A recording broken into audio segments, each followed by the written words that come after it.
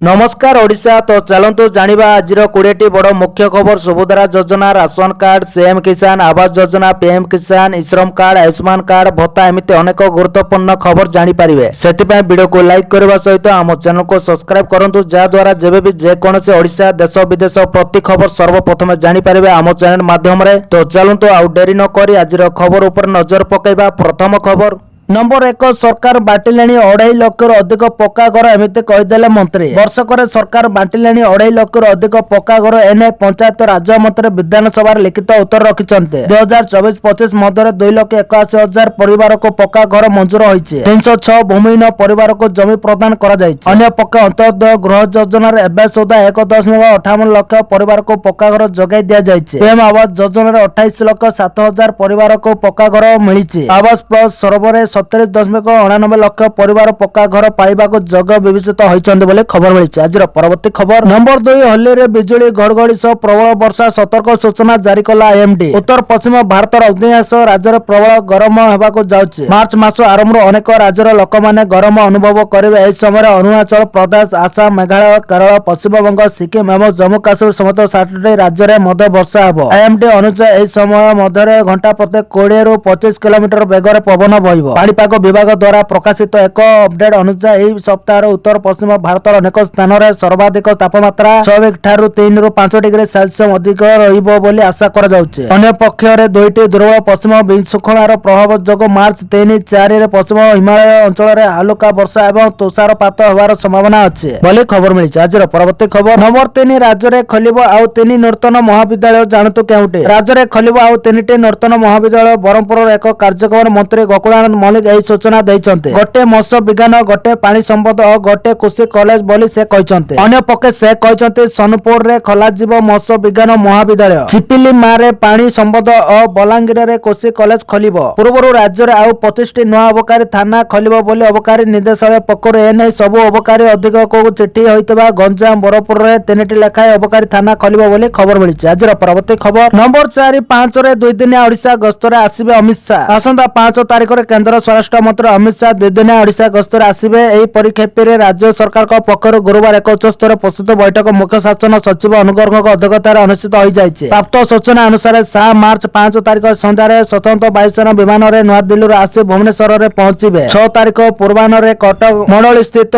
CRPF प्रतिष्ठा दिवस कार्यक्रम रे जगदेवे। अपराह्न रे जटणी ठारे जातीय फोरेंसिक विज्ञान विश्वविद्यालय एनएफएसयू एवं केंद्रीय फोरेंसिक विज्ञान परीक्षागार सीएफएसएल रू भुवनेश्वर कैंपस भूमि पूजन करने सह आवासीय माध्यम एनएफएसयू ट्रांजिट कैंपस भुवनेश्वर उद्घाटन करने वाले खबर मिली। आज परवर्ती खबर नंबर 5 अयोध्या रे निर्माण हम ओडिशा भवन। अयोध्या, बेंगलुरु और सूरत रे निर्माण हम ओडिशा भवन। एते जमी मगा जाइतिबा कहचंती मुख्यमंत्री मोहन चरण माझी। दिल्ली नुआ ओडिशा भवन नेशनल अवसर मुख्यमंत्री यह सूचना देइचंती। मुंबई रे मध्य आउ गोटे ओडिशा भवन निर्माण हम बोली मुख्यमंत्री कहचंती। पूर्व कोलकाता, चेन्नई, मुंबई रे ओडिशा भवन अछि। भारतर विभिन्न शहर को भ्रमण करुवा ओडिया लोकंक सेवा पाई मुख्यमंत्री बुधवार अयोध्या, हैदराबाद एवं सूरत रे नूतन ओडिशा भवन निर्माण पाई प्रस्ताव देइथिले। एही पदक्षेपर लक्ष्य होछि प्रमुख शहर गुड़िकर राज्य प्रतिनिधित्व करिबो बोले खबर मिली। आज परवर्ती खबर होर्डिंग भुसुड़ी 2 मृत्यु घटना 4 लाख टंका लेखा अनुकंपा राशि घोषणा कले मुख्यमंत्री। होर्डिंग भुसुड़ी मृत्यु घटना 4 लाख लेखा अनुकंपा राशि घोषणा करछन्ते मुख्यमंत्री मोहन चरण माझी। भुवनेश्वर आईगिणिया रे एही दुखद घटना को नै मुख्यमंत्री शोक प्रकाश करबा सह उभय मृतक टुनागढ़ एवं सचिता नंद प्रधान परिवार लोकों को 4 लाख टंका लेखाएं देवाक घोषणा करछन्ते। एही टंका मुख्यमंत्री रिलीफ पांटू प्रदान करा जिबाको मुख्यमंत्री निर्देश दैछन्ते बोले खबर मिली। आज परवर्ती खबर मार्च 31 सुधा संपत्ति तालिका निर्देश ग्रुप ए ठारू आरंभ करी ग्रुप डी। चलित वर्ष मार्च 31 सुधा संपत्ति तालिका दाखल पाई राज्य सरकार निर्देश दैछन्ते। ग्रुप ए ठारू आरंभ करी ग्रुप डी पर्यंत समस्त को दाखल निर्देश दिया जायछि। एचआरएमएस पोर्टल रे स्थावर और अस्थावर संपत्ति अपलोड पाई सरकार परामर्श दैछन्ते। 2025 वर्ष पाई शेष सुजोग न कले श्रृंखलागत कार्यानुष्ठान ग्रहण करा जिवो। जे विभाग पक्षर सबु सरकारी विभाग आरडीसी एवं जिलापाल को चिठी होइछि बोले खबर मिली। आज परवर्ती खबर मार्च प्रथम सप्ताह रे रत्न भंडार गणते मणते संभावना। मार्च प्रथम सप्ताह रे हब रत्न भंडार गणते मणते एने बड़ सूचना दैछन्ते आईन मंत्री पृथ्वीराज हरिचंदन कहले। छत्तीसा निजोग सहित आलोचना होइछि। खूब शीघ्र समय निर्णय स्थिर हब। मार्च मास प्रथम सप्ताह सुधा गणते मणते आरंभ करबा पई सरकार योजना करूचंते। मैनेजिंग कमिटी और मंदिर प्रशासन को दायित्व दिया जायचे। से माने 36 निजोग सहित कथा होई ठाकुरंक नीतिकांति अनुसार दिन और समय धार्य करा जिवो बोली कहिसंते आईन मंत्री। गतकाली रत्नभंडार गणते मणते एसओपी ने श्रीमंदिर प्रशासन पक्षरु गुरुत्वपूर्ण बैठक अनुष्ठित होइतिला। बैठक रे गणते मणते एसओपी ऊपर आलोचना होइतिला। दुईटी टीम गणते मणते रे नियोजित हेबा नै निष्पत्ति होइछि बोली खबर मिलिछि। आजिर परवर्ती खबर 5 वर्ष रे 310 सरकारी बाबू गिरफ 40 कोटी टंका होइछि जब्त। गत 5 वर्ष रे 310 सरकारी अधिकारी और कर्मचारी गिरफ। आय बहिर्भूत संपत्ति ठोड़ और आर्थिक अनियमितता पाई गिरफ। 22 सरकारी अधिकारी और कर्मचारी संपत्ति बाजप्ती निर्देश 40 कोटी 84 लाख 67 हजार टंका होइछि जब्त। विधायक रणदेव प्रताप स्वाईक प्रश्न मुख्यमंत्री का उत्तर बोली खबर मिली। आज परवर्ती खबर केन्द्रापड़ा को सरकार को अनुदान। केन्द्रापड़ा ब्रह्म ताल ध्वज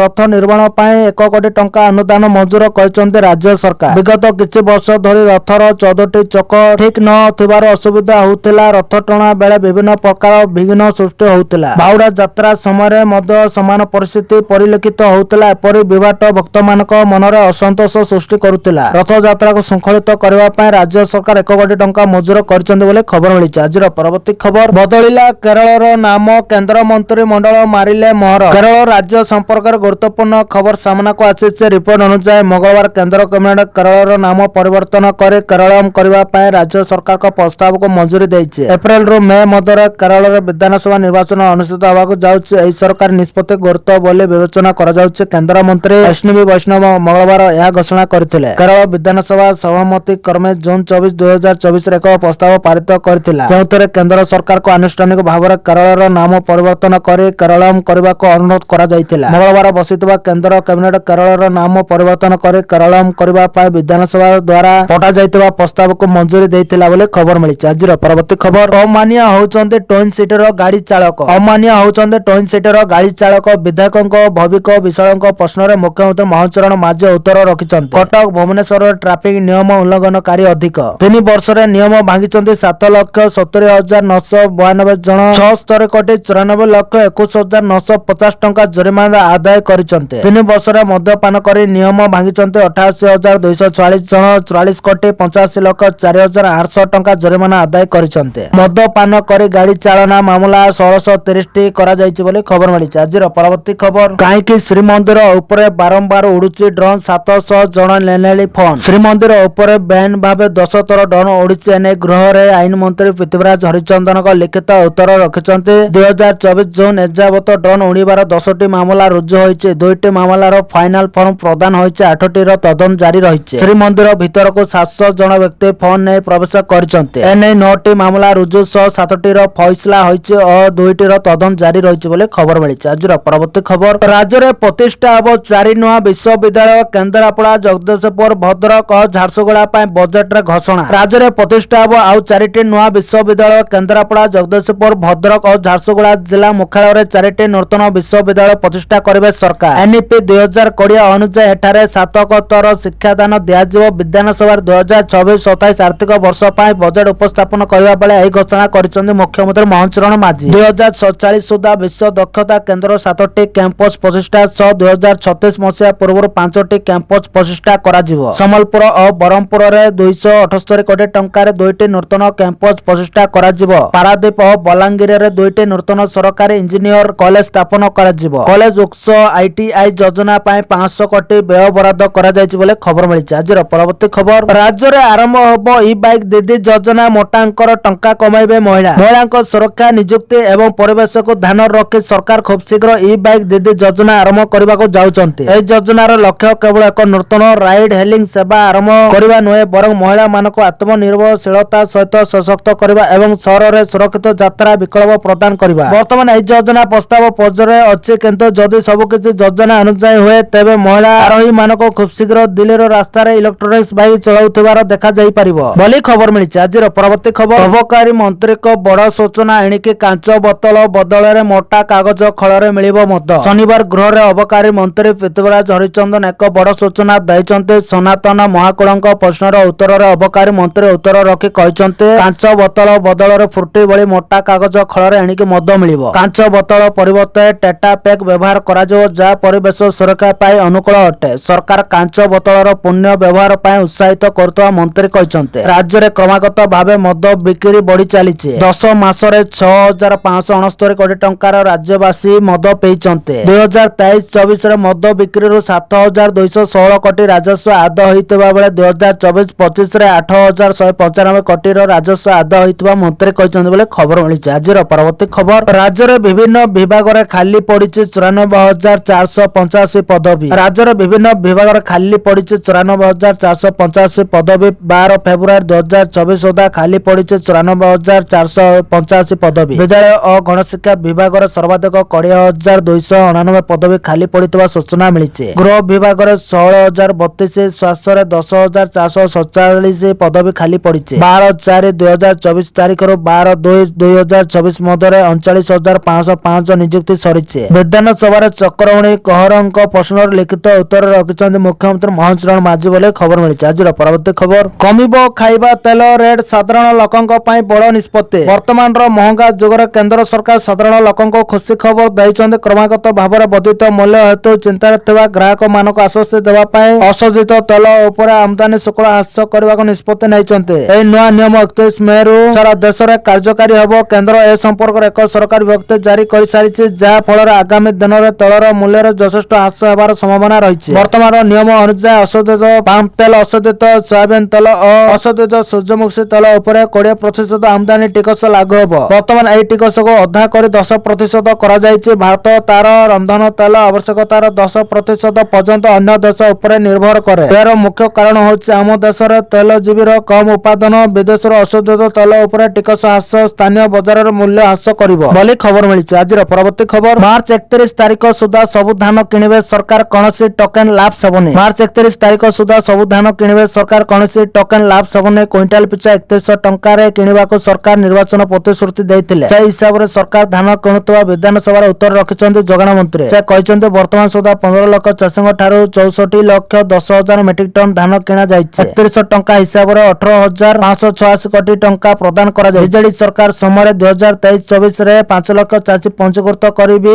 ଧାନ ବିକି ପାରି ନଥିଲେ। ଏବେ ସବୁ ଚାଷୀଙ୍କ ଧାନ କିଣା ଯାଉଛି। ସରକାରକୁ ବଦନାମ କରିବାକୁ ପ୍ରୟାସ କରାଯାଉଛି। ନୂଆପଡା ଉପନିର୍ବାଚନରେ 84,000 ଭୋଟରେ ଜିତିବାକୁ ସ୍ପଷ୍ଟ କି ଚାଷୀ ବିରୋଧୀଙ୍କ ପ୍ରତି ବିମୁଖ ହୋଇଛନ୍ତି। ଜଣେ ବି ଚାଷୀ ଆତ୍ମହତ୍ୟା କରିନାହାନ୍ତି। ଅନ୍ୟପଟେ 800 ଟଙ୍କା ଇନପୁଟ ସବସିଡି କଥା କୁହାଯାଇ ନଥିବା ମଧ୍ୟ ମନ୍ତ୍ରୀ କହିଛନ୍ତି ବୋଲି ଖବର ମିଳିଛି। ଆଜିର ପରବର୍ତ୍ତୀ ଖବର, ଭାରତରେ ଆକ୍ରମଣ ପାଇଁ ବଡ଼ ଷଡ଼ଯନ୍ତ୍ର, ପୁଣି ଲାଲକିଲ୍ଲା ଉପରେ ଆତଙ୍କୀ ଆଖି। ଭାରତର ବଡ଼ ଆତଙ୍କବାଦୀ ଆକ୍ରମଣ ଷଡ଼ଯନ୍ତ୍ର ପାକିସ୍ତାନୀ ଆତଙ୍କବାଦୀ ସଂଗଠନ ଲସ୍କର ଇ ତୈବା ପକ୍ଷରୁ ଷଡ଼ଯନ୍ତ୍ର। ଦିଲ୍ଲୀର ଲାଲକିଲ୍ଲାକୁ ପୁଣି ଟାର୍ଗେଟ କରିପାରନ୍ତି ଆତଙ୍କବାଦୀ। ଦିଲ୍ଲୀର ଚାନ୍ଦିନୀ ଚୌକରେ ଥିବା ଏକ ମନ୍ଦିରକୁ ମଧ୍ୟ ଆକ୍ରମଣ କରିପାରନ୍ତି। ଦେଶର ବିଭିନ୍ନ ସ୍ଥାନରେ ଥିବା ମଧ୍ୟ ମନ୍ଦିରକୁ ଟାର୍ଗେଟ କରିପାରନ୍ତି ଆତଙ୍କବାଦୀ। ଆଇଡି ବ୍ଲାଷ୍ଟ କରି ଆକ୍ରମଣ ହୋଇପାରେ ବୋଲି ଖବର ମିଳିଛି। ଆଜିର ପରବର୍ତ୍ତୀ ଖବର, ରାସନ କାର୍ଡ ଧାରୀ ସାବଧାନ, 1 ଏପ୍ରିଲରୁ ବଦଳୁଛି 5 ବଡ଼ ନିୟମ। ଏହି କାମ ନ ହେଲେ କାର୍ଡରୁ କଟିଯିବ ନାମ। ଯଦି ଆପଣ ଏକ ନୂତନ ରାସନ କାର୍ଡ ବିଷୟରେ ଚିନ୍ତା କରିଛନ୍ତି କିମ୍ବା ପୂର୍ବରୁ ଏକ ଅଛି, ତେବେ ସରକାର ଏପ୍ରିଲ 1, 2024ରୁ କିଛି କଠୋର ଏବଂ ବାଧ୍ୟତାମୂଳକ ନିୟମ ଲାଗୁ କରିବାକୁ ନିଷ୍ପତ୍ତି ନେଇଛନ୍ତି। ଏହି ନିୟମ ଗୁଡ଼ିକର ଲକ୍ଷ୍ୟ ହେଉଛି ରାସନ କାର୍ଡ ତାଲିକାରୁ ଅଯୋଗ୍ୟ ହିତାଧିକାରୀଙ୍କୁ ବାଦ ଦେବା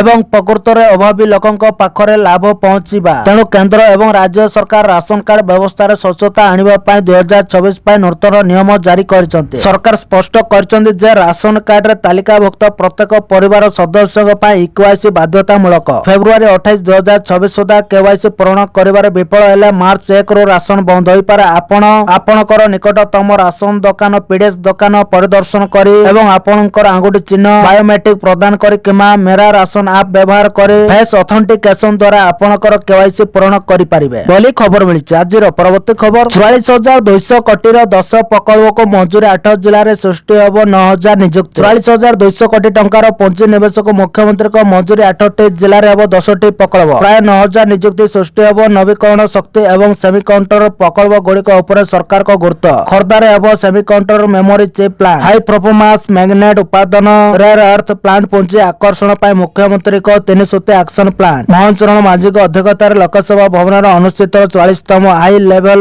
କ୍ଲିୟରାନ୍ସ ଅର୍ଥନୀତି ବୈଠକରେ 44,200 କୋଟି ଟଙ୍କାର 10ଟି ପ୍ରକଳ୍ପକୁ ମଞ୍ଜୁରୀ କରାଯାଇଛି। ରାଜ୍ୟର 8ଟି ଜିଲ୍ଲାରେ ଏହି 10ଟି ପ୍ରକଳ୍ପ ସ୍ଥାପନ କରାଯିବ, ଯାହାଦ୍ୱାରା ପ୍ରାୟ 9,000 ନିଯୁକ୍ତି ସୃଷ୍ଟି ହେବ ବୋଲି ଖବର ମିଳିଛି। ଆଜିର ପରବର୍ତ୍ତୀ ଖବର, ଶିଳ୍ପ ମନ୍ତ୍ରୀଙ୍କ ସମୀକ୍ଷା ବୈଠକ। ଜୁନ୍ ସୁଦ୍ଧା 3 ଲକ୍ଷ କୋଟିରୁ ଅଧିକ ପୁଞ୍ଜିନିବେଶର ପ୍ରକଳ୍ପ ଉଦ୍ଘାଟନ ଓ ଭିତ୍ତିପ୍ରସ୍ତର ସ୍ଥାପନ ପାଇଁ ବିଭାଗକୁ ନିର୍ଦ୍ଦେଶ। ରାଜ୍ୟରେ ଶିଳ୍ପାୟନ ପ୍ରକ୍ରିୟାକୁ ଅଧିକ ତ୍ୱରାନ୍ୱିତ ତ୍ୱରାନ୍ୱିତ କରିବା ପାଇଁ ଅଣ୍ଟା ଭିଡ଼ିଛି ଶିଳ୍ପ ବିଭାଗ। ଶିଳ୍ପ ମନ୍ତ୍ରୀ ଶ୍ରୀ ସମୁଦ୍ର ଚନ୍ଦ୍ର ସ୍ୱାଇଁ ବିଭାଗୀୟ କାର୍ଯ୍ୟର ବିସ୍ତୃତ ସମୀକ୍ଷା କରିଛନ୍ତି। ବୈଠକରେ ଶିଳ୍ପ ବିଭାଗର ଅତିରିକ୍ତ ମୁଖ୍ୟ ଶାସନ ସଚିବ ଇଡିକ ଏବଂ ଇପିକଲର ବରିଷ୍ଠ ପଦାଧିକାରୀମାନେ ଉପସ୍ଥିତ ଥିଲେ। ଉଚ୍ଚସ୍ତରୀୟ ମଞ୍ଜୁରୀ କର୍ତ୍ତୃପକ୍ଷ HLCA ଏବଂ ରାଜ୍ୟ ସ୍ତରୀୟ single window clearance authority SLSWCA ଦ୍ୱାରା ଅନୁମୋଦିତ ଶିଳ୍ପ ପ୍ରକଳ୍ପ ଗୁଡ଼ିକର କିପରି ଶୀଘ୍ର ବାସ୍ତବ ରୂପାୟନ କରାଯାଇପାରିବ ସେ ନେଇ ବୈଠକରେ ଆଲୋଚନା କରାଯାଇଥିଲା। ସମସ୍ତ ବିଭାଗ ଅଧିକାରୀ ଏକ ଟିମ୍ ହୋଇ ଏବଂ ସମୟବଦ୍ଧ ଭାବେ କାର୍ଯ୍ୟ କରି ନିର୍ଦ୍ଧାରିତ ଲକ୍ଷ୍ୟ ହାସଲ କରିବାକୁ ଏଥିରେ ମନ୍ତ୍ରୀ ଶ୍ରୀ ସ୍ୱାଇଁ ନିର୍ଦ୍ଦେଶ ଦେଇଛନ୍ତି। ରାଜ୍ୟରେ ବିଜେପି ସରକାରକୁ 2 ବର୍ଷ ପୂର୍ତ୍ତି ତଥା ଜୁନ୍ 2024 ସୁଦ୍ଧା 3 ଲକ୍ଷ କୋଟିରୁ ଅଧିକ ପୁଞ୍ଜିନିବେଶର ପ୍ରକଳ୍ପର ଉଦ୍ଘାଟନ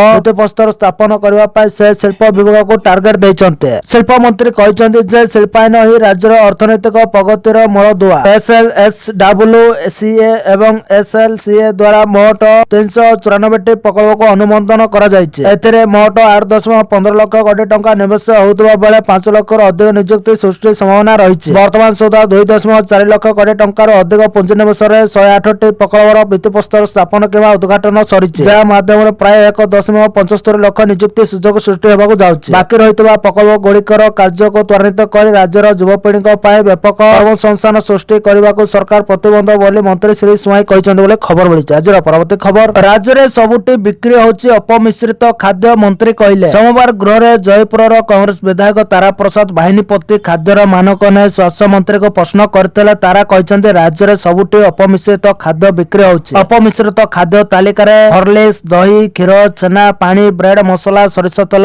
ସୂର୍ଯ୍ୟମୁଖୀ ତେଲ ଅପମିଶ୍ରିତ ହୋଇଥିବା ବେଳେ ବିସ୍କୁଟ, ମଇଦା, ଛତୁଆ, ସସ୍, ସୋୟାବିନ, ଘିଅ, ଲହୁଣୀ ବି ଅପମିଶ୍ରିତ ହେଉଛି। ସେହିପରି ଚିନି, ପାମ୍ପଡ଼, ଚକୋଲେଟ, ନୁଡଲ୍ସ ଆଦି ଅପମିଶ୍ରିତ ନେଇ ସ୍ୱାସ୍ଥ୍ୟମନ୍ତ୍ରୀ ମୁକେଶ ମହାଲିକ ଉତ୍ତର ରଖିଛନ୍ତି। ସେ କହିଛନ୍ତି ସମସ୍ତେ ଖାଉଥିବା ଲୁଣ ବି କିଛି ସ୍ଥାନରେ ଭେଜାଲ। ତାରା ବାହିନୀପତିଙ୍କ ପ୍ରଶ୍ନରେ ସ୍ୱାସ୍ଥ୍ୟମନ୍ତ୍ରୀ ଏପରି ଉତ୍ତର ରଖିଛନ୍ତି। ଏପରିକି 30 ଜିଲ୍ଲାରେ କେଉଁଠି କଣ ଭେଜାଲ ବିକ୍ରି ହେଉଛି ତାର ମଧ୍ୟ ତଥ୍ୟ ରଖିଛନ୍ତି ସ୍ୱାସ୍ଥ୍ୟମନ୍ତ୍ରୀ। ସେ କହିଛନ୍ତି ରାଜ୍ୟ ସରକାର ଅପମିଶ୍ରିତ ଖାଦ୍ୟ ସମ୍ପର୍କରେ ସମ୍ପୂର୍ଣ୍ଣ ଅବଗତ ଅଛନ୍ତି। ଖାଦ୍ୟ ନିରାପତ୍ତା ଆୟୋଗଙ୍କ ଦ୍ୱାରା ଏହା ଉପରେ କାର୍ଯ୍ୟାନୁଷ୍ଠାନ ମଧ୍ୟ ଗ୍ରହଣ କରାଯାଉଛି। ଖାଦ୍ୟ ଅପମିଶ୍ରିତ ରଖିବା ଦିଗରେ ସମସ୍ତ ଜିଲ୍ଲା ଏବଂ ପୌର ପରିଷଦ ଅଞ୍ଚଳରେ 63 ଜଣ ଖାଦ୍ୟ ନିରାପତ୍ତା ଅଧିକାରୀଙ୍କୁ ମଧ୍ୟ ନିଯୁକ୍ତ କରାଯାଇଛି। ନିୟମିତ ଭାବରେ ଚଢ଼ାଉ କରାଯାଉଛି ବୋଲି ମନ୍ତ୍ରୀ କହିଛନ୍ତି ବୋଲି ଖବର ମିଳିଛି। ଆଜିର ପରବର୍ତ୍ତୀ ଖବର, ଏଥର ଶ୍ରୀମନ୍ଦିର ପାଇଁ ସ୍ୱତନ୍ତ୍ର ବଜେଟ୍, ଶ୍ରୀଜଗନ୍ନାଥ ସଂସ୍କୃତିର ପ୍ରଚାର ପ୍ରସାର ପାଇଁ 1000 କୋଟି ମଞ୍ଜୁର। ଚଳିତ ବର୍ଷ ବଜେଟରେ ରାଜ୍ୟ ସରକାର ପୁରୀକୁ ଗୁରୁତ୍ୱ ଦେଇଛନ୍ତି। ବିଶେଷ କରି ଶ୍ରୀଜଗନ୍ନାଥ ସଂସ୍କୃତିର ପ୍ରଚାର ପ୍ରସାର ସହ ବିକାଶ ପାଇଁ 1000 କୋଟି ଟଙ୍କାର ବ୍ୟୟବରାଦ କରାଯାଇଛି। ଏହାକୁ ବିଭିନ୍ନ ମହଲରେ ସ୍ୱାଗତ କରାଯାଇଛି। ସରକାରଙ୍କ ଘୋଷଣା ପରେ ଅଟକି ରହିଥିବା ଶ୍ରୀଜଗନ୍ନାଥ ସଂସ୍କୃତି ସମ୍ପର୍କିତ ପ୍ରକଳ୍ପ ଗୁଡ଼ିକ କାର୍ଯ୍ୟକାରୀ ହେବ ବୋଲି ଆଶା ଦେଖାଯାଇଛି। 17 ବର୍ଷ ହେବ ଶ୍ରୀକ୍ଷେତ୍ର ସଂସ୍କୃତି ସଂଗ୍ରହାଳୟ ପାଇଁ ଭିତ୍ତିପ୍ରସ୍ତର ସ୍ଥାପନ ହୋଇଥିଲେ ମଧ୍ୟ ନିର୍ମାଣ ନେଇ କୌଣସି ପଦକ୍ଷେପ ଗ୍ରହଣ କରାଯାଉନଥିଲା। ଚଳିତ ବଜେଟରେ 1000 କୋଟି ବ୍ୟୟବରାଦ ଏହାର କାର୍ଯ୍ୟକ୍ରମ ଆଶା ଉଜ୍ଜୀବିତ କରିଛି। ପୁରୀ ବଳିଆପଣ୍ଡା ଅଞ୍ଚଳର ଓଡ଼ିଶା ଭବନ ନିକଟରେ ଏହି ପ୍ରକଳ୍ପ ପାଇଁ 4 ଏକର 6 ଡେସିମିଲ୍ ଜାଗା ଚିହ୍ନିତ ହୋଇଥିଲା। ପାଚେରୀ ଅନ୍ୟାନ୍ୟ ବାବଦକୁ 25 ଲକ୍ଷ ଟଙ୍କା ଖର୍ଚ୍ଚ କରାଯାଇଥିଲା। ଭିତ୍ତିପ୍ରସ୍ତର ସ୍ଥାପନ ପରେ ଏହି କାର୍ଯ୍ୟ ଅଟକି ରହିଥିଲା ବୋଲି ଖବର ମିଳିଛି। ଆଜିର ପରବର୍ତ୍ତୀ ଖବର, 60 ବର୍ଷ ବୟସରେ ଅବସର ନେଉଥିବା DLR କର୍ମଚାରୀଙ୍କୁ ମିଳିବ ଗ୍ରାଚ୍ୟୁଟି। ବୋର୍ଡ ବୈଠକରେ ବଡ଼ ଘୋଷଣା। ଓଡ଼ିଶା ଜଳ ଯୋଗାଣ ଓ ପରିମଳ ବୋର୍ଡ OWSSB ର 28ତମ ବୋର୍ଡ ବୈଠକରେ ବହୁତ ପ୍ରଶାସନିକ ଓ କଲ୍ୟାଣକାରୀ ସଂସ୍ଥାର ଅନୁମୋଦିତ ଭୁବନେଶ୍ୱର ସ୍ଥିତ ଉନ୍ନତି ଭବନର ସମ୍ମିଳନୀ କକ୍ଷରେ ଗୃହ ନିର୍ମାଣ ଓ ନଗର ଉନ୍ନୟନ ମନ୍ତ୍ରୀ ତଥା OWSSB ଅଧ୍ୟକ୍ଷ ଡକ୍ଟର କୃଷ୍ଣଚନ୍ଦ୍ର ମହାପାତ୍ରଙ୍କ ଅଧ୍ୟକ୍ଷତାରେ ଓଡ଼ିଶା ଜଳ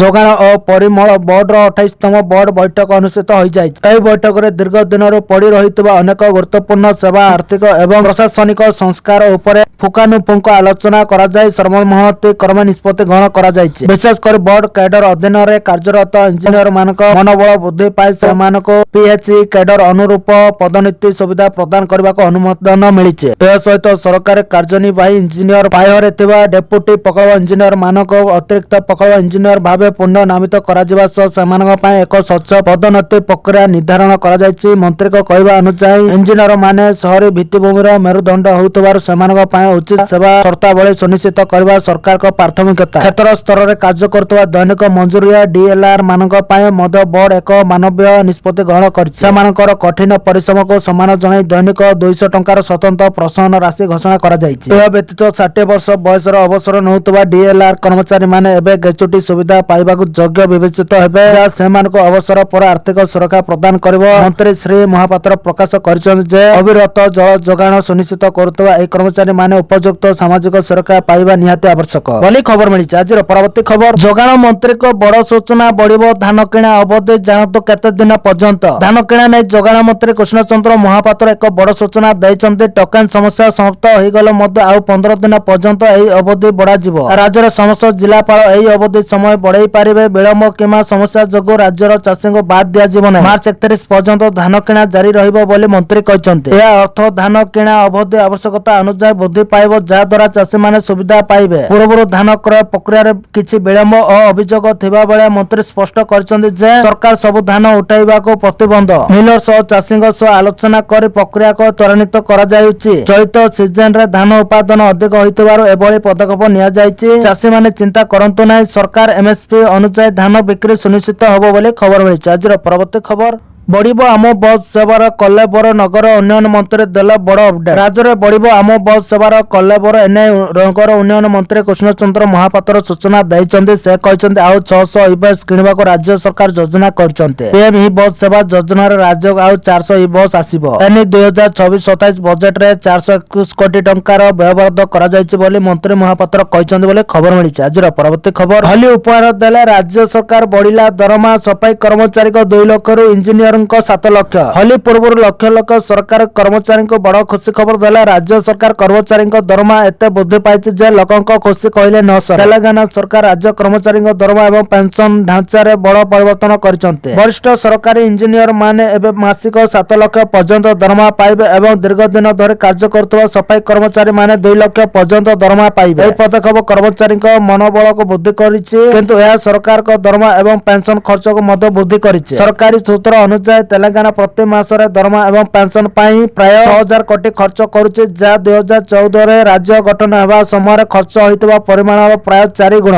ଏହି ବୃଦ୍ଧି ବାରମ୍ବାର ଦରମା ସଂଶୋଧନ ଏବଂ ନିର୍ବାଚନ ସମୟରେ ହେଉଥିବା ପରିବର୍ତ୍ତନ ଯୋଗୁଁ ହୋଇଛି ବୋଲି ଖବର ମିଳିଛି। ଆଜିର ପରବର୍ତ୍ତୀ ଖବର ଶ୍ରୀ ଜଗନ୍ନାଥ ମନ୍ଦିର ହୁଣ୍ଡିରୁ ମିଳିଲା 58 କେଜି ସୁନା ଓ ଟଙ୍କା। ଗତ ବର୍ଷ ଶ୍ରୀ ଜଗନ୍ନାଥ ମନ୍ଦିର ହୁଣ୍ଡିରୁ 18 କୋଟି 59 ଲକ୍ଷ 23 ହଜାର ଟଙ୍କା ସଂଗ୍ରହ ହୋଇଥିଲା। ଏନେଇ ବିଧାନସଭାର ଆଇନ ମନ୍ତ୍ରୀ ପୃଥ୍ୱୀରାଜ ହରିଚନ୍ଦନଙ୍କ ଲିଖିତ ଉତ୍ତର ରଖିଛନ୍ତି। ସେ କହିଛନ୍ତି ଭକ୍ତମାନେ 3 କେଜି 441 ଗ୍ରାମ ମିଶ୍ରିତ ସୁନା ଦାନ କରିଛନ୍ତି। 33 କେଜି 648 ଗ୍ରାମ ମିଶ୍ରିତ ରୂପା ଅଳଙ୍କାର ଦାନ କରିଛନ୍ତି। 1981ରୁ 2024-25 ସୁଦ୍ଧା 58 କେଜି 317 ଗ୍ରାମ ସୁନା ହୁଣ୍ଡିରୁ ସଂଗ୍ରହ ହୋଇଛି। ଅନ୍ୟପକ୍ଷେ 158 କେଜି 836 ଗ୍ରାମ ରୂପା ଦାନ ହୁଣ୍ଡିରୁ ସଂଗ୍ରହ ହୋଇଥିବା ଆଇନ ମନ୍ତ୍ରୀ କହିଛନ୍ତି। 2011ରୁ 2024-25 ଭିତରେ ହୁଣ୍ଡି ଓ ଅନନ୍ୟ ଦାନରୁ 304 କୋଟି 57 ଲକ୍ଷ ସଂଗ୍ରହ ହୋଇଛି ବୋଲି ଖବର ମିଳିଛି। ଆଜିର ପରବର୍ତ୍ତୀ ଖବର ସରିଲା ପ୍ରଥମ ପର୍ଯ୍ୟାୟ ବଜେଟ୍ ଅଧିବେଶନ। ଅନ୍ତିମ ଭାଷଣ ବେଳେ ବିରୋଧୀଙ୍କ ଉପରେ ବର୍ଷିଲେ ମୁଖ୍ୟମନ୍ତ୍ରୀ। ବିଧାନସଭାର ବଜେଟ୍ ଅଧିବେଶନ 2026-27ର ପ୍ରଥମ ପର୍ଯ୍ୟାୟ ଅଧିବେଶନ ଶେଷ ହୋଇଛି। ବିରୋଧୀଙ୍କ ପ୍ରବଳ ହଟ୍ଟଗୋଳ ମଧ୍ୟରେ ପ୍ରଥମ ପର୍ଯ୍ୟାୟ ଅଧିବେଶନ ଶେଷ ହୋଇଛି। ଗୃହକୁ ଆସନ୍ତା ମାର୍ଚ୍ଚ 9 ତାରିଖ ସକାଳ 10:30 ପର୍ଯ୍ୟନ୍ତ ମୁଲତବୀ ଘୋଷଣା କରାଯାଇଛି। ମାର୍ଚ୍ଚ 9 ତାରିଖରୁ ଦ୍ୱିତୀୟ ପର୍ଯ୍ୟାୟ ବଜେଟ୍ ଅଧିବେଶନ ଅନୁଷ୍ଠିତ ହେବ। ଚାଷୀ ପ୍ରସଙ୍ଗ ଉଠାଇ ଗୃହର ବିରୋଧୀମାନେ ସରକାରକୁ ସମାଲୋଚନା କରୁଥିବା ବେଳେ ବିରୋଧୀଙ୍କ ଉପରେ ବର୍ଷିଛନ୍ତି ମୁଖ୍ୟମନ୍ତ୍ରୀ ମୋହନ ଚରଣ ମାଝୀ। ମୁଖ୍ୟମନ୍ତ୍ରୀ ତାଙ୍କର ଅନ୍ତିମ ଅଭିଭାଷଣରେ କହିଛନ୍ତି ଯେ ଚାଷୀଙ୍କ ନାଁରେ ଯେମିତି ରାଜନୀତି କରି ଗୃହକୁ ବାରମ୍ବାର ଅଚଳ କରି ଦିଆଗଲା, ତାହା ଓଡ଼ିଶାବାସୀ ଦେଖିଛନ୍ତି। ବିରୋଧୀ ଦଳ ତାଙ୍କ ଭୂମିକା ଉପସ୍ଥାପିତ ନ କରି ହୋ ହଲ୍ଲା କରିବା ମଧ୍ୟ ଓଡ଼ିଶାବାସୀ ଦେଖିଛନ୍ତି। ମୁଖ୍ୟ ବିରୋଧୀ ଦଳ ଚାଷୀଙ୍କ ନାଁରେ ନିଛକ ରାଜନୀତି କରୁଛନ୍ତି ବୋଲି ଖବର ମିଳିଛି। ଆଜିର ପରବର୍ତ୍ତୀ ଖବର ପ୍ରତି ମାସ 10 ତାରିଖରେ ଖାତାକୁ ଆସିବ 1500 ଟଙ୍କା। ଏହି ଯୋଜନାରେ ମହିଳାଙ୍କୁ ମିଳିବ ବଡ଼ ସହାୟତା। କେନ୍ଦ୍ର ଏବଂ ରାଜ୍ୟ ସରକାର ମହିଳାମାନଙ୍କୁ ସଶକ୍ତ କରିବା ପାଇଁ ବିଭିନ୍ନ ଯୋଜନା ଚଳାନ୍ତି। ଏହି ଯୋଜନା ମଧ୍ୟରୁ ଗୋଟିଏ ହେଉଛି ଗୃହ ଆଧାର ଯୋଜନା। ଏହି ଯୋଜନା ମହିଳାମାନଙ୍କୁ ଆର୍ଥିକ ଭାବରେ ସଶକ୍ତ କରିବାରେ ସାହାଯ୍ୟ କରେ। ତେବେ ଗୋଆ ସରକାର ଘରେ ମହିଳାମାନଙ୍କୁ ସଶକ୍ତ କରିବା ପାଇଁ ଅନେକ ପଦକ୍ଷେପ ନେଇଛନ୍ତି। ଏହି ଯୋଜନାରେ ପ୍ରତି ମାସରେ 1500 ଟଙ୍କା ଆର୍ଥିକ ସହାୟତା ପ୍ରଦାନ କରାଯାଏ, କିନ୍ତୁ କିଛି ମହିଳାଙ୍କୁ ସମୟ ମଧ୍ୟରେ ଟଙ୍କା ପାଉନଥିଲେ। ଏହି ସମସ୍ୟାର ସମାଧାନ କରି ମୁଖ୍ୟମନ୍ତ୍ରୀ ପ୍ରମୋଦ ସାଓନ୍ତ ଘୋଷଣା କରିଛନ୍ତି ଯେ ସମସ୍ତ ଯୋଗ୍ୟ ମହିଳା ଏବେ ପ୍ରତି ମାସ 10 ତାରିଖରେ ସେମାନଙ୍କ ଆକାଉଣ୍ଟରେ ଟଙ୍କା ପାଇବେ। ବର୍ତ୍ତମାନ ଗୋଆର ପ୍ରାୟ 1,80,000 ମହିଳା ଏହି ଯୋଜନା ଅଧୀନରେ ପ୍ରତି ମାସରେ 1500 ଟଙ୍କା ପାଉଛନ୍ତି। ଏହି ଟଙ୍କା ମୁଖ୍ୟତଃ ଔଷଧ କିଣିବା, ପିଲାମାନଙ୍କ ଶିକ୍ଷା ଏବଂ ପରିବାର ଖର୍ଚ୍ଚ ପାଇଁ ବ୍ୟବହୃତ ହୁଏ। ମୁଦ୍ରାସ୍ଫୀତିର ବୋଝ କମ୍ କରିବା ପାଇଁ ପୂର୍ବତନ ମୁଖ୍ୟମନ୍ତ୍ରୀ ମନୋହର ପାରିକର 2012 ଗୃହ ଆଧାର ଯୋଜନା ଆରମ୍ଭ କରିଥିଲେ ବୋଲି ଖବର ମିଳିଛି। ଆଜିର ପରବର୍ତ୍ତୀ ଖବର ଭାଗ ଚାଷୀଙ୍କୁ ଏହି ଯୋଜନାରେ ମିଳିବ 4000 ଟଙ୍କା। ଜାଣନ୍ତୁ କେମିତି। କୃଷକ ବନ୍ଧୁ ଯୋଜନା ପଶ୍ଚିମବଙ୍ଗ ସରକାରଙ୍କ ଏକ ଗୁରୁତ୍ୱପୂର୍ଣ୍ଣ କୃଷକ କଲ୍ୟାଣ ଯୋଜନା। ଏହି ଯୋଜନା ଅଧୀନରେ ରାଜ୍ୟର ଚାଷୀମାନଙ୍କୁ ବାର୍ଷିକ ଆର୍ଥିକ ସହାୟତା ପ୍ରଦାନ କରାଯାଏ। ଚଳିତ ବର୍ଷର ବଜେଟରେ ସରକାର ଏକ ଗୁରୁତ୍ୱପୂର୍ଣ୍ଣ ନିଷ୍ପତ୍ତି ନିଷ୍ପତ୍ତି ନେଇଛନ୍ତି ଯେ ଯେଉଁମାନଙ୍କର କୃଷି ଜମି ନାହିଁ ସେମାନେ ମଧ୍ୟ ଏହି ଯୋଜନାର ଲାଭ ପାଇପାରିବେ। ସେମାନେ ବାର୍ଷିକ 4,000 ଟଙ୍କା ପର୍ଯ୍ୟନ୍ତ ସହାୟତା ପାଇବେ। କିନ୍ତୁ ଏଥିପାଇଁ କେଉଁ କାଗଜପତ୍ର ଆବଶ୍ୟକ ସରକାର ଏ ବିଷୟରେ ସୂଚନା ମଧ୍ୟ ଦେଇଛନ୍ତି। ଆସନ୍ତୁ ଆମେ ଆପଣଙ୍କୁ କହିବୁ ଯେ କୃଷକ ବନ୍ଧୁ ଯୋଜନାର କିଏ ଲାଭ ପାଇବେ ଏବଂ ଏଥିପାଇଁ କିପରି ପଞ୍ଜୀକରଣ କରିବେ। ଏବେ ପଶ୍ଚିମବଙ୍ଗର ସମସ୍ତ ବିଭିନ୍ନ କୃଷି ଶ୍ରମିକ ଏହି ଯୋଜନାର ଲାଭ ପାଇପାରିବେ। ଯେଉଁମାନେ ପୂର୍ବରୁ କୃଷି ଜମି ଅଭାବରୁ ଏହି ଯୋଜନାର ଲାଭ ପାଇପାରି ନଥିଲେ କିମ୍ବା ଭାଗ ଚାଷୀ ଭାବରେ ପଞ୍ଜୀକୃତ ହୋଇ ନଥିଲେ ସେମାନଙ୍କୁ ମଧ୍ୟ ଅନ୍ତର୍ଭୁକ୍ତ କରାଯିବ। ଏହି ହିତାଧିକାରୀ ମାନେ ବର୍ଷକୁ 2 ଥର 2,000 ଲେଖାଏଁ ପାଇବେ। ଗୋଟିଏ କିସ୍ତି ରବି ଋତୁରେ ଏବଂ ଅନ୍ୟଟି ଖରିଫ ଋତୁରେ ମିଳିବ। ଏହି ମୋଟ ପରିମାଣ ପ୍ରତିବର୍ଷ 4,000 ହେବ। ଏହି ଟଙ୍କା ସିଧାସଳଖ ହିତାଧିକାରୀଙ୍କ ବ୍ୟାଙ୍କ ଆକାଉଣ୍ଟରେ ଜମା କରାଯିବ। ଏହି ନୂତନ ସୁବିଧା ଆସନ୍ତା ଏପ୍ରିଲରୁ କାର୍ଯ୍ୟକାରୀ ହେବ। କିପରି ଆବେଦନ କରିବେ? କୃଷକ ବନ୍ଧୁ ଯୋଜନା ଅଫଲାଇନରେ ଆବେଦନ କରାଯାଏ। ରାଜ୍ୟ ସରକାର ଆପଣଙ୍କ ଅଞ୍ଚଳରେ ସରକାରୀ ଶିବିର କିମ୍ବା ଦୁଆରେ ସରକାର ଆତ୍ମନିର୍ଭର ବାଙ୍ଗାଲି ଶିବିର ସ୍ଥାପନ କରନ୍ତି। ଏହି ଶିବିର ଗୁଡିକରେ ଆବେଦନ ଗ୍ରହଣ କରାଯାଏ। ଶିବିର ଗୁଡିକରେ କୃଷି ବିଭାଗର ସରକାରୀ କୃଷି ଅଧିକାରୀ ମାନେ ଡକୁମେଣ୍ଟ ଯାଞ୍ଚ କରନ୍ତି ଏବଂ ଆବେଦନ ଗୁଡିକ ଅନୁମୋଦନ କରନ୍ତି। ଯାଞ୍ଚ ପରେ ଡିବିଟି ମାଧ୍ୟମରେ ପାଣ୍ଠି ସିଧାସଳଖ ଚାଷୀଙ୍କ ବ୍ୟାଙ୍କ ଆକାଉଣ୍ଟକୁ ସ୍ଥାନାନ୍ତର କରାଯାଏ ବୋଲି ଖବର ମିଳିଛି। ଆଜିର ପରବର୍ତ୍ତୀ ଖବର, ରାଜ୍ୟରେ 12 ଜିଲ୍ଲାରେ ବାଲ୍ୟ ବିବାହ ହାର ଅଧିକ। ବିଧାନସଭାରୁ ଆସିଲା ବାଲ୍ୟ ବିବାହର ସାଂଘାତିକ ତଥ୍ୟ। ରାଜ୍ୟର 12 ଜିଲ୍ଲାରେ ବାଲ୍ୟ ବିବାହ ଜାତୀୟ ହାର ତୁଳନାରେ ଅଧିକ। ବିଧାନସଭାରେ ବିଧାୟକ ଅମର ନାୟକଙ୍କ ପ୍ରଶ୍ନର ଉତ୍ତରରେ ଉପମୁଖ୍ୟମନ୍ତ୍ରୀ ପ୍ରଭାତୀ ପରିଡ଼ା ଦେଇଥିବା ତଥ୍ୟ ଚିନ୍ତା ବଢାଇ ଦେଇଛି। ରାଜ୍ୟର 12 ଜିଲ୍ଲା ବାଲ୍ୟ ବିବାହ ହାରରେ ଦେଶକୁ ପଛରେ ପକାଇଛନ୍ତି। ନବରଙ୍ଗପୁରରେ ସର୍ବାଧିକ 39.4%, ନୂଆଗଡ଼ରେ 35.7%, କୋରାପୁଟରେ 35.5%, ରାୟଗଡ଼ାରେ 33.2%, ମାଲକାନଗିରିରେ 32.4%, ମୟୂରଭଞ୍ଜରେ 31.3%, କେନ୍ଦୁଝରରେ 29%, ଗଜପତିରେ 28.1%, ବାଲେଶ୍ୱରରେ 26.4%, ବୌଦ୍ଧରେ 25.3%, ଅନୁଗୁଳରେ 25% ହାରରେ ବାଲ୍ୟ ବିବାହ ରେକର୍ଡ କରାଯାଇଛି। ତେବେ ଜାତୀୟ ହାର 23.3% ରହିଥିବା ବେଳେ ଓଡ଼ିଶାର 20.5% ରହିଛି। ଯଦିଓ ଦେଶର ମୋଟ ହାରରେ ଓଡ଼ିଶା କିଛି ମାତ୍ରାରେ କମ୍ କିନ୍ତୁ କିଛି ଜିଲ୍ଲାରେ ସ୍ଥିତି ଅନେକ କଥା କହୁଛି। ତେବେ ଲିଖିତ ଉତ୍ତରରେ ବାଲ୍ୟ ବିବାହର 5ଟି କାରଣ ଦର୍ଶାଇଛନ୍ତି ଉପମୁଖ୍ୟମନ୍ତ୍ରୀ ପ୍ରଭାତୀ ପରିଡ଼ା ବୋଲି ଖବର ମିଳିଛି। ଆଜିର ପରବର୍ତ୍ତୀ ଖବର, କୃଷକକୁ ବଡ଼ ଭେଟି ଦେଲେ ମୋଦି ସରକାର। ଏହି ଫସଲ ଉପରେ କୁଇଣ୍ଟାଲ ପିଛା 275 ଟଙ୍କା ଏମଏସପି ବଢାଇଲେ। ପ୍ରଧାନମନ୍ତ୍ରୀ ନରେନ୍ଦ୍ର ମୋଦିଙ୍କ ଅଧ୍ୟକ୍ଷତାରେ ଅନୁଷ୍ଠିତ କ୍ୟାବିନେଟ କମିଟି 2024-27 ମାର୍କେଟିଂ ସିଜନ ପାଇଁ କଞ୍ଚା ଝୋଟର ସର୍ବନିମ୍ନ ସହାୟକ ମୂଲ୍ୟ ଏମଏସପି ବୃଦ୍ଧିକୁ ମଞ୍ଜୁରୀ ଦେଇଛନ୍ତି। ଏହି ନିଷ୍ପତ୍ତି ଅନୁଯାୟୀ କଞ୍ଚା ଝୋଟ ଟିଡି 3 ଗ୍ରେଡ ର ଏମଏସପି ଏବେ 5,925 ଟଙ୍କା ଧାର୍ଯ୍ୟ କରାଯାଇଛି, ଯାହା ଚାଷୀଙ୍କୁ ସେମାନଙ୍କର ଉତ୍ପାଦନ ଖର୍ଚ୍ଚ ଉପରେ 61.8% ଲାଭ ନିଶ୍ଚିତ କରିବ। 2018-19 ବଜେଟ୍ ଘୋଷଣା ଅନୁଯାୟୀ ଏମଏସପି ଅତି କମ ହାରାହାରି ଉତ୍ପାଦନ ଖର୍ଚ୍ଚର 1.5 ଗୁଣ ହେବା ଆବଶ୍ୟକ। ସେହି ନୀତିକୁ ଆଧାର କରି ସରକାର ଏହି ମୂଲ୍ୟ ବୃଦ୍ଧି କରିଛନ୍ତି। ଚଳିତ ବର୍ଷର ଏମଏସପି ଗତ 2025-26 ବର୍ଷ ତୁଳନାରେ କୁଇଣ୍ଟାଲ ପିଛା 275 ଟଙ୍କା ଅଧିକ ରହିଛି। ଯଦି ଆମେ ପରିସଂଖ୍ୟାନକୁ ଦେଖିବା 2014-15 ବର୍ଷରେ ଝୋଟର ଏମଏସପି ମାତ୍ର 2,400 ଟଙ୍କା ଥିଲା, ଯାହା ଏବେ 2024-27 ବର୍ଷ ସୁଦ୍ଧା 5,925 ଟଙ୍କାରେ ପହଞ୍ଚିଛି। ଅର୍ଥାତ୍ ଗତ କିଛି ବର୍ଷ ମଧ୍ୟରେ ଏମଏସପି ରେ ମୋଟ 3,525 ଟଙ୍କା ବୃଦ୍ଧି ଘଟିଛି ବୋଲି ଖବର ମିଳିଛି। ଆଜିର ପରବର୍ତ୍ତୀ ଖବର, 1 ଏପ୍ରିଲରୁ ବଦଳିଯିବ ଟୋଲ ଟ୍ୟାକ୍ସ ନିୟମ, ଦେବାକୁ ପଡିବନି ଟଙ୍କା। ନ୍ୟାସନାଲ ହାଇୱେରେ ଯାତ୍ରା କରୁଥିବା ଲୋକଙ୍କ ପାଇଁ ଏକ ବଡ ଖବର ସାମ୍ନାକୁ ଆସିଛି। ସରକାର 1 ଏପ୍ରିଲ 2024 ଠାରୁ ଟୋଲ ପ୍ଲାଜାରେ କ୍ୟାସ୍ ଲେଣ ଦେଣକୁ ପୁରାପୁରି ବନ୍ଦ କରିବା ପାଇଁ ପ୍ରସ୍ତୁତି ନେଉଛି। ସରକାର ଟୋଲ ଟ୍ୟାକ୍ସ ଆଦାୟ ପ୍ରକ୍ରିୟାକୁ ସମ୍ପୂର୍ଣ୍ଣ ଡିଜିଟାଲ କରିବାକୁ ଚାହୁଁଛି। ଏହା ଫଳରେ ଆସନ୍ତା ସମୟରେ ଟୋଲ ପେମେଣ୍ଟ ପାଇଁ ଫାସ୍ଟ୍ୟାଗ ଓ ୟୁପିଆଇ ପରି ଡିଜିଟାଲ ମାଧ୍ୟମରେ ନିର୍ଭର କରିବାକୁ ପଡିବ। ବର୍ତ୍ତମାନ ନିୟମ ଅନୁସାରେ ଯଦି ଗାଡିରେ ଲାଭିଡ ଫାସ୍ଟ୍ୟାଗ ନାହିଁ କିମ୍ବା ଏହା କାମ କରୁନାହିଁ ତେବେ 2 ଗୁଣା ଟୋଲ ଦେବାକୁ ପଡୁଛି। ସେହିପରି ୟୁପିଆଇ ଦ୍ୱାରା ପେମେଣ୍ଟ କଲେ ଗାଡିର କ୍ୟାଟେଗୋରୀ ଅନୁଯାୟୀ ପ୍ରାୟ 1.25 ଗୁଣା ଟୋଲ ଦେବାକୁ ପଡୁଛି। ଅଧିକାରୀମାନେ କହିଛନ୍ତି ଯେ ୟୁପିଆଇ ପେମେଣ୍ଟ ନଭେମ୍ବର ମାସରେ କ୍ୟାଶ ପେମେଣ୍ଟ କମାଇବା ପାଇଁ ଆରମ୍ଭ କରାଯାଇଥିଲା। ଏହା ସମୟରେ ମୋଟ ଟୋଲ କଲେକ୍ସନର ପ୍ରାୟ 2% ଥିଲା, ଯାହା ଏବେ ବଢୁଛି ଏବଂ କ୍ୟାଶ ପେମେଣ୍ଟରେ କମିବା ଦେଖାଯାଉଛି। ସରକାର ଓଭରଲୋଡିଂ ଜରିମାନାକୁ ମଧ୍ୟ କ୍ୟାଶଲେସ୍ କରିବା ପାଇଁ ଚିନ୍ତା କରୁଛନ୍ତି, କାରଣ ବର୍ତ୍ତମାନ ଏହାର ଅଧିକାଂଶ ପେମେଣ୍ଟ କ୍ୟାଶରେ ହେଉଛି। ଏହି ପଦକ୍ଷେପର ମୂଳ ଉଦ୍ଦେଶ୍ୟ ହେଉଛି ଟୋଲ ପ୍ଲାଜାରେ ଲମ୍ବା ଲାଇନ ଓ ଯାତାୟାତ ଜାମକୁ କମାଇବା। କ୍ୟାଶ ନେଣଦେଣ ସମୟରେ କ୍ୟାଶ ନେଣଦେଣ ଓ ରସିଦ କାଟିବାରେ ବେଶୀ ସମୟ ଲାଗେ, ଯାହା ଯାତାୟାତକୁ ପ୍ରଭାବିତ କରେ ବୋଲି ଖବର ମିଳିଛି। ଆଜିର ପରବର୍ତ୍ତୀ ଖବର, ଦୀର୍ଘ ଦିନର ଦାବି ପୂରଣ। ରାଜ୍ୟ ଅତିଥି ଭବନରେ ମୁଖ୍ୟମନ୍ତ୍ରୀଙ୍କୁ ଭବ୍ୟ ସମ୍ବର୍ଦ୍ଧନା। ବଜେଟରେ ନୂତନ ଶିକ୍ଷାନୁଷ୍ଠାନ ଓ ବିଶ୍ୱବିଦ୍ୟାଳୟ ପ୍ରତିଷ୍ଠା ପାଇଁ ମୁଖ୍ୟମନ୍ତ୍ରୀ ମୋହନ ଚରଣ ମାଝୀଙ୍କ ଘୋଷଣା ପରେ ବିଭିନ୍ନ ଜିଲ୍ଲାରୁ ବହୁ ସଂଗଠନ ଆସି ମୁଖ୍ୟମନ୍ତ୍ରୀଙ୍କୁ ଧନ୍ୟବାଦ ଜ୍ଞାପନ କରିଛନ୍ତି। କେନ୍ଦ୍ରାପଡ଼ା ଓ ନିଆଳି ଅଞ୍ଚଳରୁ ଆସିଥିବା ଅନେକ ସଂଗଠନ ପ୍ରତିନିଧି ମଣ୍ଡଳୀ ଏବଂ ମଜଦୁର ସଂଘର କର୍ମକର୍ତ୍ତାମାନେ ରାଜ୍ୟ ଅତିଥି ଭବନରେ ମୁଖ୍ୟମନ୍ତ୍ରୀଙ୍କୁ ଭେଟି କୃତଜ୍ଞତା ଜଣାଇଛନ୍ତି। କେନ୍ଦ୍ରାପଡ଼ା ଜିଲ୍ଲାରେ ବିଶ୍ୱବିଦ୍ୟାଳୟ ସ୍ଥାପନ ସହ ବଳଦେବଜୀଉ ମନ୍ଦିରର ଉନ୍ନତି ଓ ଜିଲ୍ଲାରେ ଜାହାଜ କାରଖାନା ପରି ଶିଳ୍ପ ପ୍ରତିଷ୍ଠା ପାଇଁ ବଜେଟରେ ଘୋଷଣା ହୋଇଥିବାରୁ ସ୍ଥାନୀୟ ଲୋକେ ସ୍ୱାଗତ କରି ମୁଖ୍ୟମନ୍ତ୍ରୀଙ୍କୁ ଧନ୍ୟବାଦ ଜଣାଇଛନ୍ତି। ଅନ୍ୟପଟେ ନିଆଳି ଅଞ୍ଚଳରେ ଗମନାଗମନ ଗମନ ସୁବିଧାକୁ ଗୁରୁତ୍ୱ ଦେଇ ଫୁଲ ନଖରାରୁ ନିଆଳି ମାଧବ ପର୍ଯ୍ୟନ୍ତ 4 ଚକିଆ ରାସ୍ତା ପାଇଁ ଚଳିତ ବିଧାନସଭା ବଜେଟରେ ବ୍ୟବସ୍ଥା କରାଯାଇଛି। ଦୀର୍ଘ ଦିନର ଦାବି ପୂରଣ ହୋଇଥିବାରୁ ନିଆଳିବାସୀ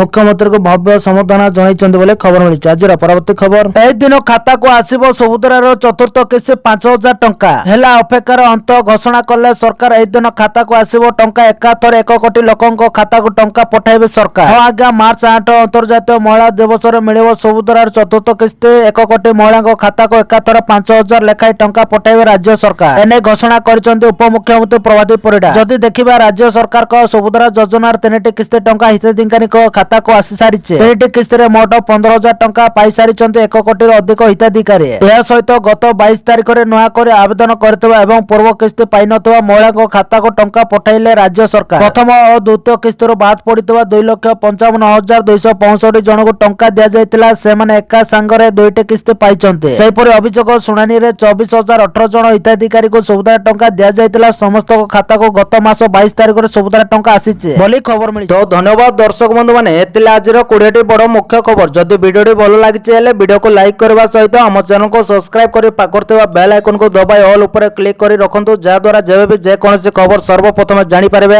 ଆଉ ଭିଡ଼ିଓକୁ ଶେଷ ପର୍ଯ୍ୟନ୍ତ ଦେଖିଥିବାରୁ ଆପଣମାନଙ୍କୁ ବହୁତ ବହୁତ ଧନ୍ୟବାଦ।